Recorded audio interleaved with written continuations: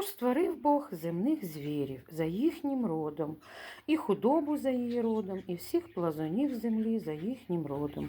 І побачив Бог, що так добре. Буття 1:25.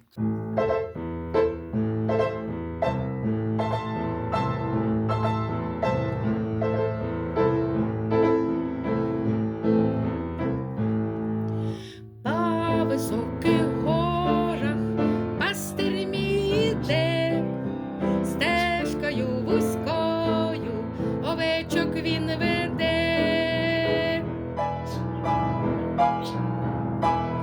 Я маленькое ягнятко, я іду за ним, стежкою вузькою в місто Єрусалим. Я маленькое ягнятко, я іду за ним, стежкою вузькою в місто Єрусалим.